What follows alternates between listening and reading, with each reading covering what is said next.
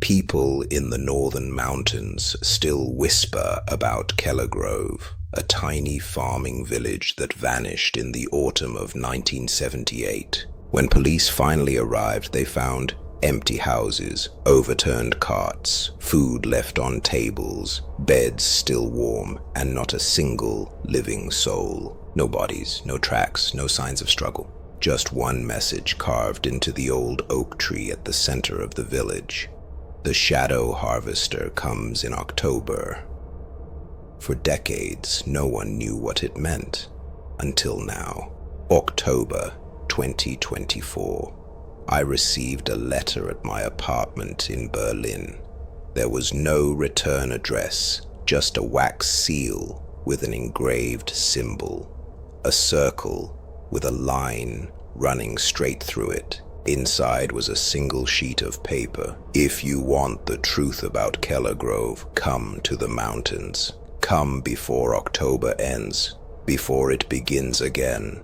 Signed only, EM. I shouldn't have gone. I know that now. The road to Kellergrove was nothing more than a narrow dirt track snaking through endless forest. Fog clung to the trees like wet shrouds. The deeper I drove, the darker the day became.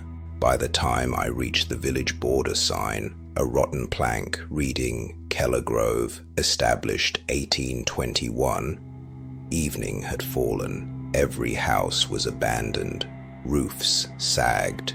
Doors hung crooked. Wind moaned through broken shutters like someone crying. But the worst part, it felt like something was watching me from between the trees. Something patient, something hungry. I found her in the only house still intact.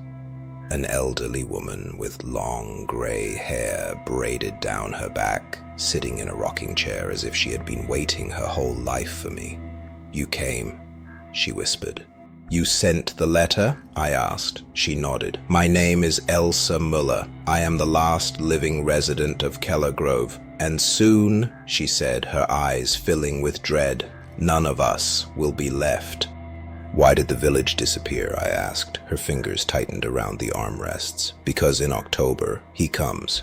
Elsa told me the legend. According to Kellergrove lore, every 50 years, a shadow would rise from the woods during the harvest moon. It would appear as a tall, dark figure, featureless except for a long vertical slit in its chest. The villagers called it der Ernterschatten, the shadow harvester.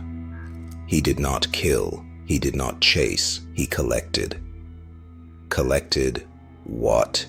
I asked. Elsa's voice trembled.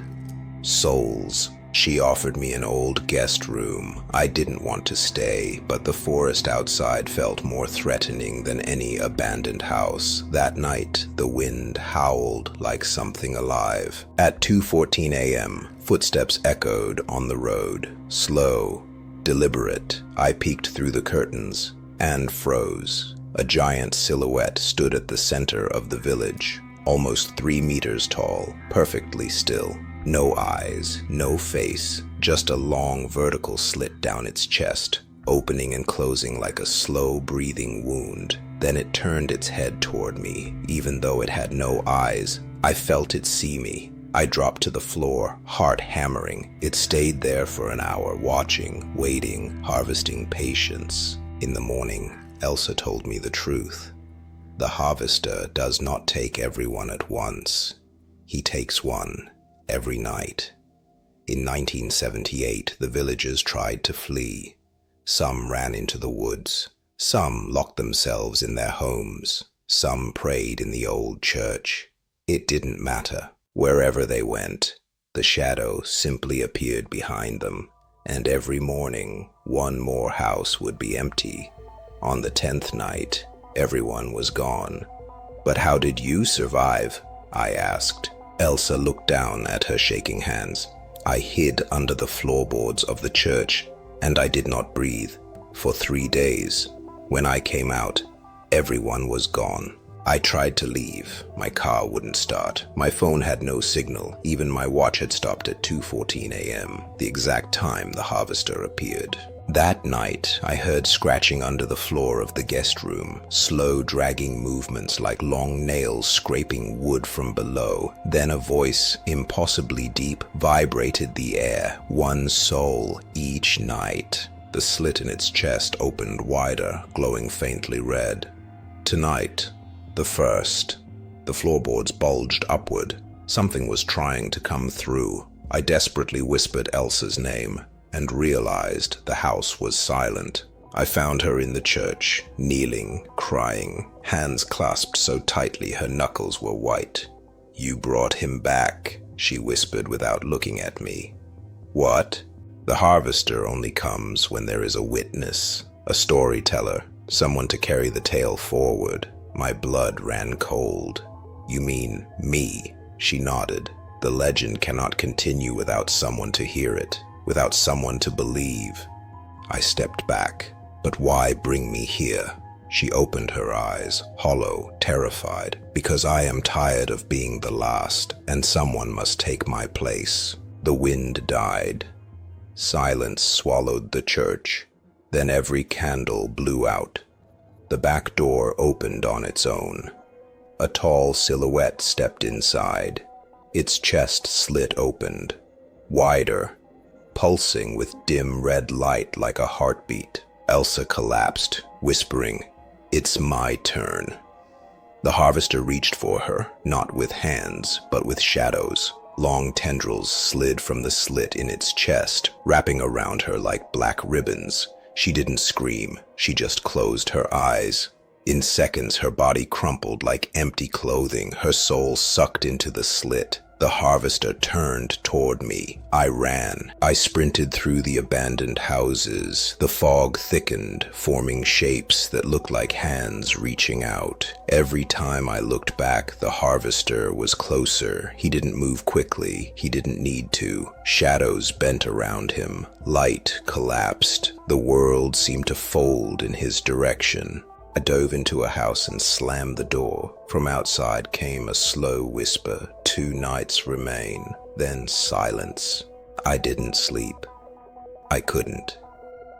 The harvester's rules were clear. 1 soul every night, 3 nights. Elsa was the first. If I stayed, I would be the second. So before dawn, I ran into the forest. Branches clawed at my skin. The dark felt thicker here, heavier. Behind me, trees cracked. Something enormous moved through the woods without hurry. 1 soul remains. My breathing turned to panic. I saw the village border sign ahead. If I crossed it, maybe I'd be safe. The fog rolled outward like a living wave. The harvester stepped directly in front of me. He had been waiting.